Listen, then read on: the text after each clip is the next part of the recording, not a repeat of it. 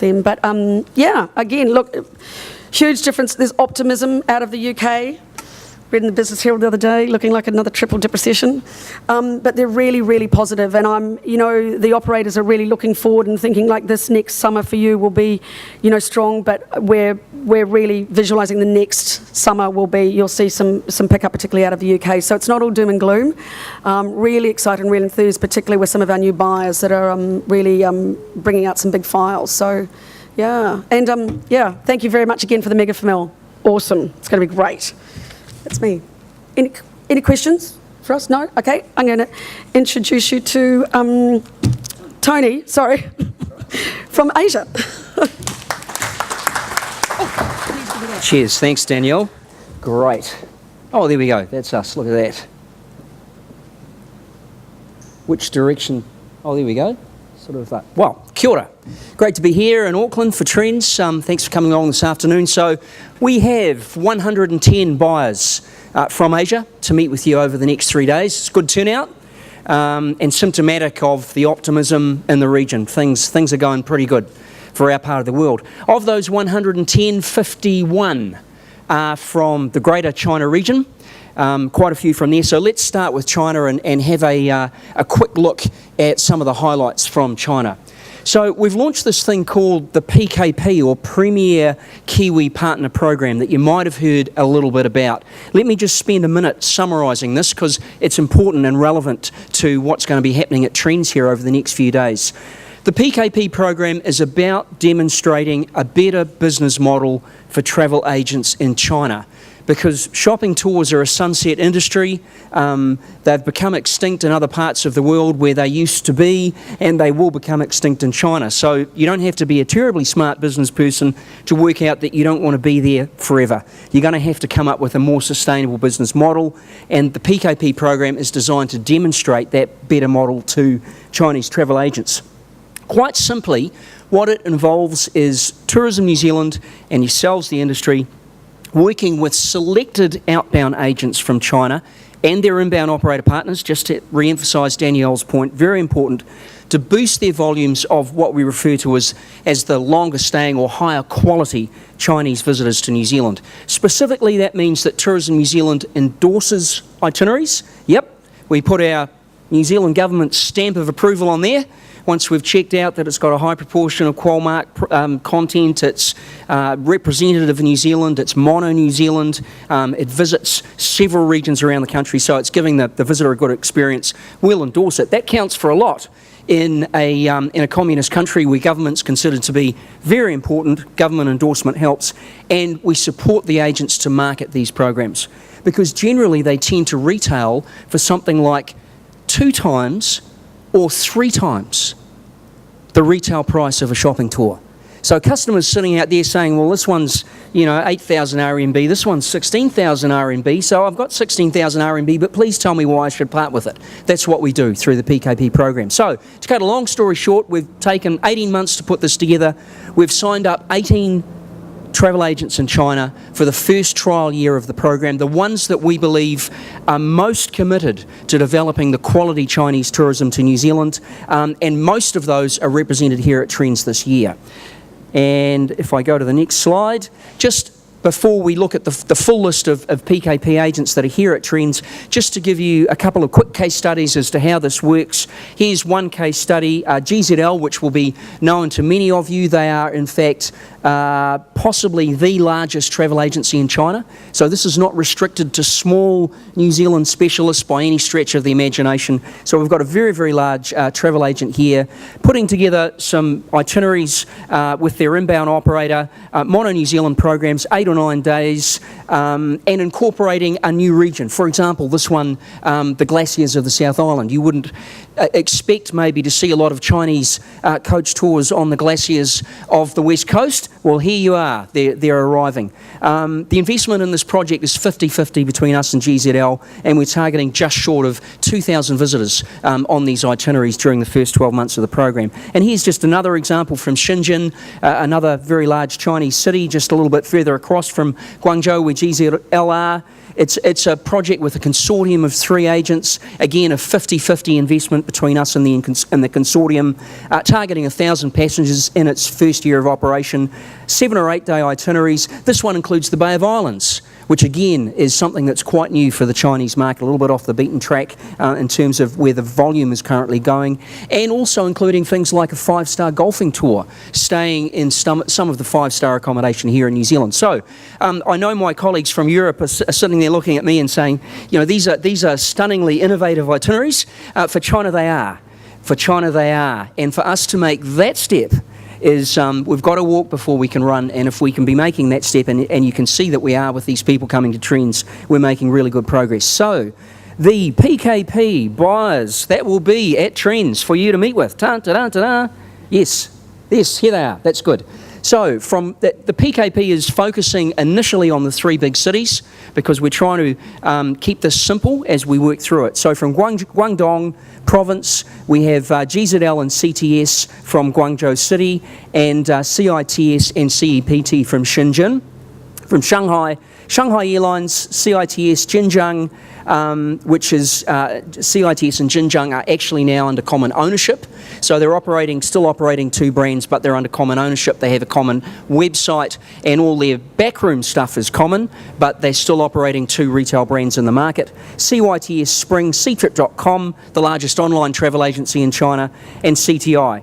In Beijing, we've got CYTS, CITS, CTS, and UTour. Now, this slide will be available in hard copy for you to pick up from the TNZ booth when it opens first thing in the morning, if you didn't get a chance to scribble all that down. Why is this important?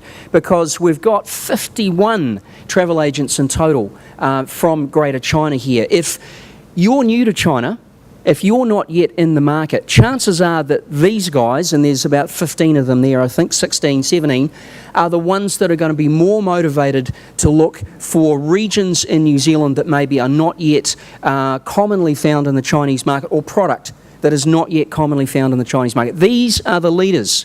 These guys are the pioneers. So if you're new to that market, you maybe want to focus your valuable Trends time on these people. Does that make sense? Those of you that are well into the Chinese market and are perhaps just looking to boost your volumes, of course, all the other agents are there for you to talk to. So there's something for everybody. We also have, at the very top end of the market, we have some very nice travel agents in China that do relatively small volumes, in the hundreds, not the thousands that I've just been talking about, but at the very top end of the market. So this is certainly an emerging opportunity for China. We've got 3 of them represented here at Trends. For example, Maya, who only started marketing New Zealand about 18 months ago.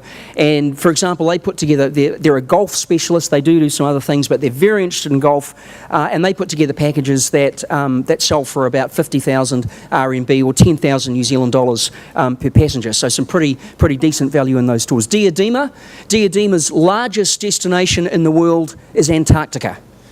Okay, they sell the whole world. Antarctica is their #1 destination, so if we figure that they can send several hundred high-value Chinese visitors right over the top of us every year, maybe we'll try and get a few more of them to stop here on the way, so you might want to catch up with them. And another company called MTour, which is also quite new in Beijing, interested in food and wine. And I think about the last thing I've got to say about China is, of course, just a reminder about UnionPay. Who now uses UnionPay, and who has UnionPay in your business as a payment facility? A number of hands going up there. That's great. Those of you that don't have it yet, strongly recommend that you get it. Just to recap, UnionPay is essentially the Visa or MasterCard for China. They are the plastic fantastic with overwhelmingly dominant market share for Chinese people. I don't know exactly what it is, but it must be getting up towards 70 or 80%. So you can see quite clearly that it's a win-win situation. If you get it in, I guarantee they'll use it. You'll get more of their money. They can enjoy more of your products and services. So it's a win-win. Go and see your people at the Bank of New Zealand, who are the agents here in New Zealand, and I'm sure they'll get you with a machine very quickly, and I'm sure you'll see that'll make a difference. And of course, the people here at Trends from the China team. So if you're not quite sure who to talk to about what, in terms of the 51 strong delegation from Greater China, these are the 4 TNZ people, in addition to myself, that you can look out for. Alfred and Helen and Cindy, who are based in our Shanghai office, and we've got Christina, who's based down in Guangzhou. So look out for those guys, and if you've got a question, they can point you in the right direction. Just moving across to Southeast Asia now, and we have a strong turnout of buyers from Southeast Asia who are interested in halal-friendly product. We ran some workshops late last year with an expert down from the market telling us what halal-friendly products are. That seemed to be really helpful information for a lot of you. I certainly learned a lot. I think we all did. It seems to be quite a new area for us. We're going to see a lot of halal visitors over the next 10 years. Promise you that. We're only going to see more. So very strongly represented this year at Trends. From Malaysia, of particular interest, Malaysia Airlines Holidays, making their debut at Trends this year. Yay for Malaysia Airlines Holidays. We finally got them here, so that's fantastic. And also just to note that one of the major travel agents from Malaysia, Reliance Travel, has renamed themselves as Vacation Asia International. So for those of you that may already be doing business in Malaysia, just to alert you to the fact that this is a company operating under a new brand, and they're invigorated and making a new push for New Zealand. So opportunities there. Indonesia, got a good delegation of 8 buyers. Kuoni, of course, a major global brand. They have a strong business events and incentive focus in Indonesia. We've seen some great incentive results out of there. We think we're going to see a lot more. Kuoni have a strength there. Some of the major wholesalers, Panorama and Golden Rama, and we've got Selindo from our secondary market in Indonesia, which is the city of Surabaya. And from Singapore, Travelways, as always, interested in halal-friendly product, even for the Singapore market. So the other markets in South and Southeast Asia, India, again, a good turnout of 10 buyers there. Most of them are Kiwi Specialist certified. Got 2 first-timers, Extreme Destinations, who are a New Zealand specialist, and Vias Travel, who are focused on the central, geographically, the central part of India there, and bringing some strength in that part of India. We've got some high-end operators from India, Travel Oitsa, Kuoni, A Travel Duet, Pristine Travel from Kolkata. And also just to note, because it'll be going up on the Tourism New Zealand website very shortly, for those of you inspired by Trends who are interested in coming for KiwiLink India in just a few months' time at the end of July, I think it might be the very next KiwiLink after Trends on the global circuit, we'll visit Kolkata for the first time ever as part of our expanded strategy in India, so that's exciting. Of course, Qantas Holidays, who have long been a very important partner, and Make My Trip, who are the largest online travel agent in India and making good progress. From Thailand, we have 5 buyers, including 2 big wholesalers who are also Tourism New Zealand's dedicated business events partners. We work with them specifically to develop incentive travel here to New Zealand, Big World and Global Link, a couple of strong FIT operators there in First World and NS Travel, and from up north in Thailand, from our secondary market, the city of Chiang Mai, we have Manit Travel. And I will now pass over to... one more slide. Yes, thank you, Nick. You know this presentation very well. It's good. Just before I pass over, just also to introduce the South and Southeast Asia team, which is led by Misha, based in Singapore. Now, Misha gives her apologies. She's unable at the last minute to be with us at Trends this year, unfortunately. So sends her apologies. But we do have Teresa, who's been known to many of you, based in Singapore. Joy in Bangkok, and Darshna in Mumbai are all here at Trends and can help you with information on South and Southeast Asia. And so on that note, I'll hand over to Nick Mudge to take you through Japan and Korea.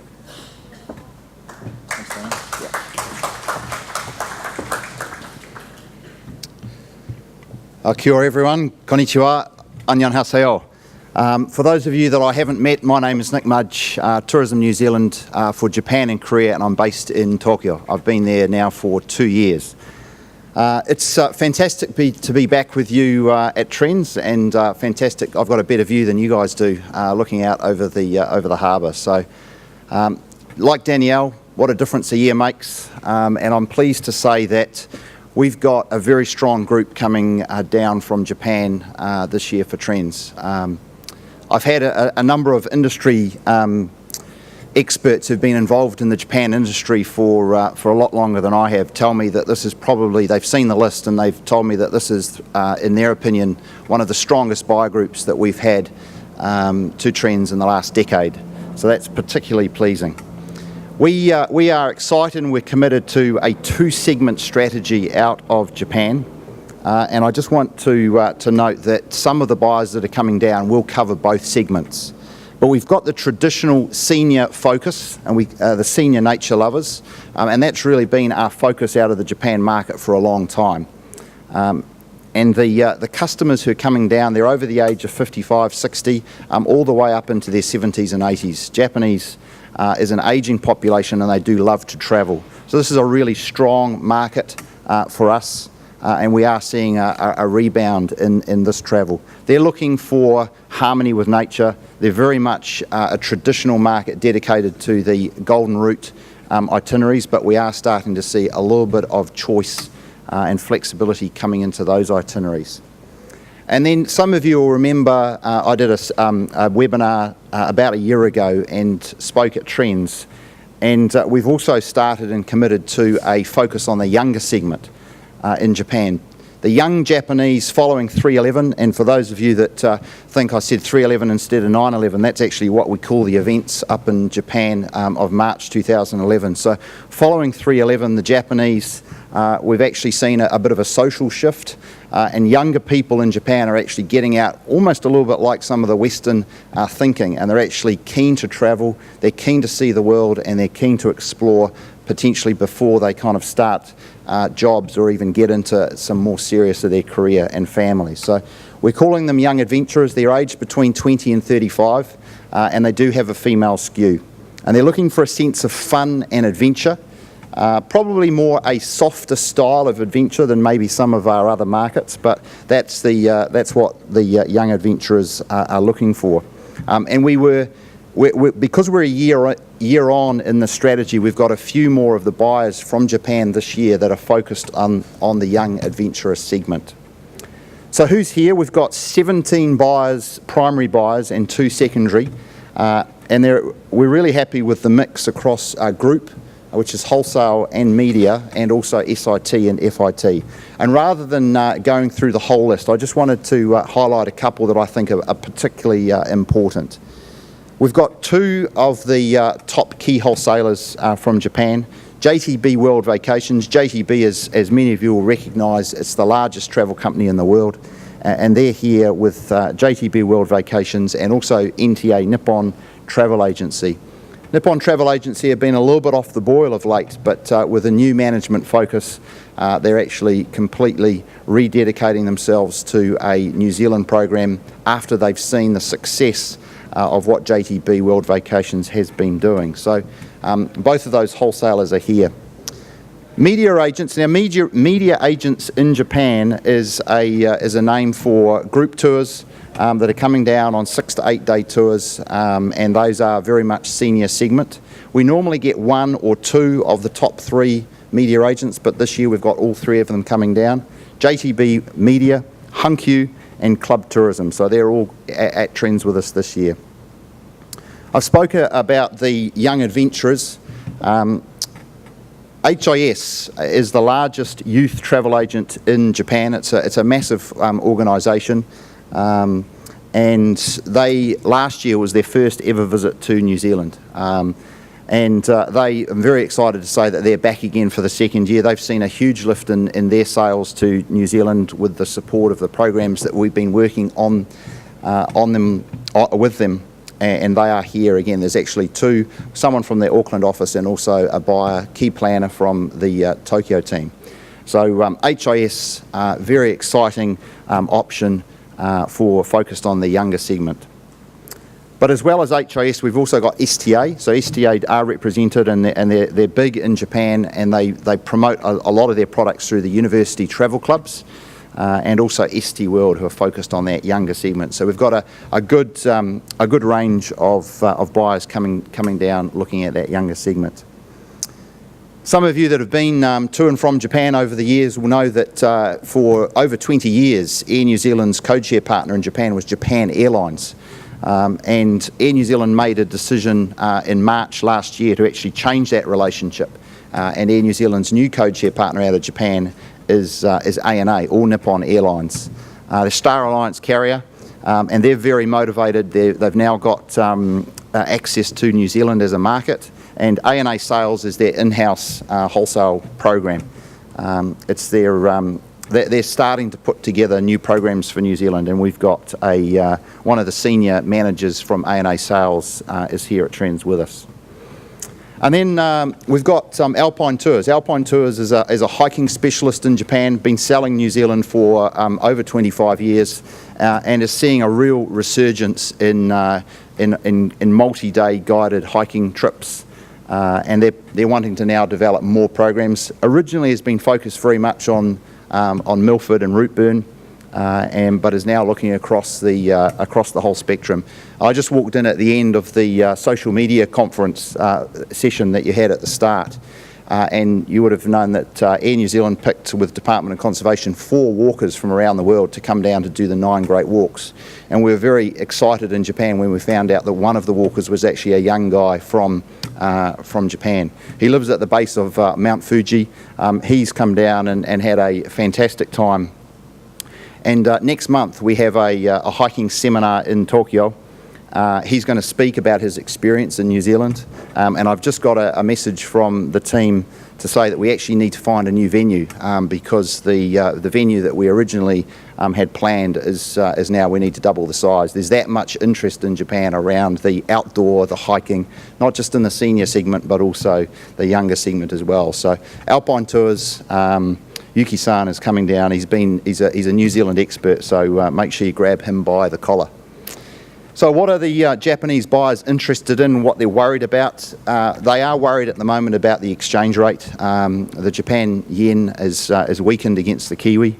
There's a little bit of a pro-con there, because what the lowering yen has actually has done is, Japan is such a manufacturing export-based economy that the new Prime Minister in Japan has actually just kind of accelerated growth in Japan, and that's helping consumers in Japan actually become more confident. So even though they're paying a little bit more when they get here with the exchange rate, they're actually a lot more happy about the headlines that they're reading over their green tea in the morning. What are they interested in? Air New Zealand's recently announced nearly year-round daily flights coming out of Japan, and that's on a year-round basis, which is fantastic news.